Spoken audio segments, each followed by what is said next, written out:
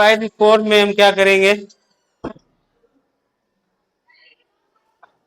ये जो 5 प्रॉपर्टीज है इसको समझना लाजमी है। अगर ये प्रॉपर्टीज आपको समझ में आ गई तब भी आप एक्सरसाइज को हल कर सकते हो। तो इसमें फर्स्ट जो प्रॉपर्टी है, प्रॉपर्टी ऑफ इनवर्टेंडो। इनवर्टेंडो में क्या होता है कि आप इन्वर्ट करोगे, मीन्स ए रकम है ए अपान बी और दूसरी है सी अपान डी। तो इसमें आप क्या करोगे, बी ऊपर आ जाएगा, ए नीचे आ जाएगा, ये डी ऊपर आ जाएगा, सी नीचे आ जाएगा। तो ऐसी प्रॉपर्टी जिसमें न्यूमरेटर जो है वो डिनोमिनेटर में आ जाए और डिनोमिनेटर न्यूमरेटर में आ जाए, तो इस किस्म की प्रॉपर्टी को हम प्रॉपर्टी ऑफ इनवर्टेंडो बोलते हैं।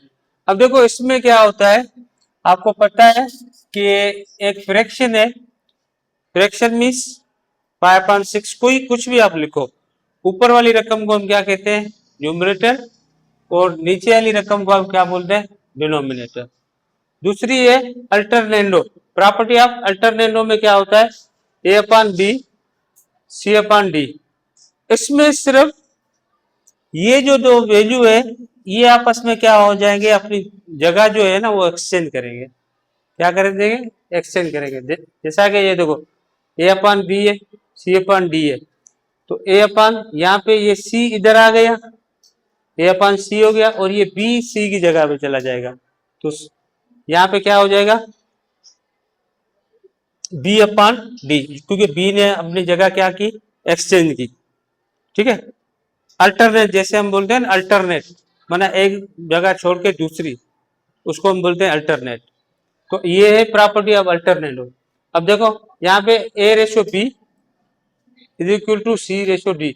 तो आप अगर आपको ये बात इस तरीके से समझ में नहीं आई तो आप इसको इस तरीके से भी समझ सकते हो कि ए जैसे हमने पहले रेशो प्रोपोर्शन में पढ़ा है कि जो फर्स्ट नंबर है वो फोर्थ मना होगी, उसको हम बोलेंगे एक्सट्रीम, और सेकंड नंबर होगी थर्ड से, जिसको हम मीन बोलते हैं।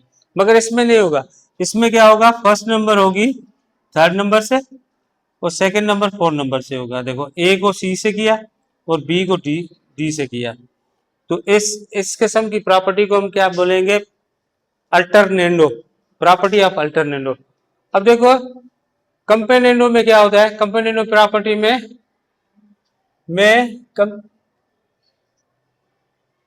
क्या होगा, अब ये एक वैल्यू है A upon B is equal to C upon D. इसमें क्या होगा कि आप इसमें दो तरीके हैं, या तो आप प्लस यहाँ पे 1 लगा दो, +1 करके फिर एलसीएम निकालो, या आप सिंपली इसको इजी तरीके से समझने के लिए आप क्या कर सकते हो, ये जो डिनोमिनेटर है ये ऊपर वाली से क्या होगा, प्लस होगा बस। जैसे ए है, ए में हम बी प्लस करेंगे, ए प्लस बी अपान नीचे वाली रकम डिनोमिनेटर सेम आएगा, ए प्लस बी अपान बी। अब देखो सी है ना, सी से ये जो डिनोमिनेटर नीचे वाली रकम डी क्या होगी, प्लस होगी, तो सी प्लस डी अपान डी। तो ऐसी प्रॉपर्टी जिसमें डिनोमिनेटर न्यूमिनेटर से प्लस हो तो उसको हम क्या बोलेंगे, प्रॉपर्टी ऑफ कंपेनेंडो। और चौथी जो प्रॉपर्टी है डिविडेंडो में क्या होता है, यहाँ पे प्लस हो रहा है डिनोमिनेटर और यहाँ पे क्या होगा, माइनस होगा। जैसे a minus b upon b और c माइनस डी, ये जो डिनोमिनेटर वो इससे क्या हो रहा है, माइनस हो रहा है, c माइनस डी अपान डी। तो ये कौन सी प्रॉपर्टी होगी, डिविडेंडो प्रॉपर्टी। पांचवी जो प्रॉपर्टी है कंपेनेंडो डिविडेंडो। ठीक है, डिविडेंडो प्रॉपर्टी, इसमें क्या होता है, दोनों आ गई, कंपेनेंडो भी आ गया और डिविडेंडो भी आ गई, दोनों प्रॉपर्टी हम यूज करेंगे।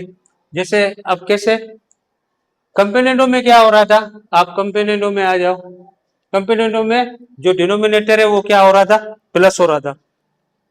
तो ये देखो ए प्लस बी आ गए, सी प्लस डी आ गया।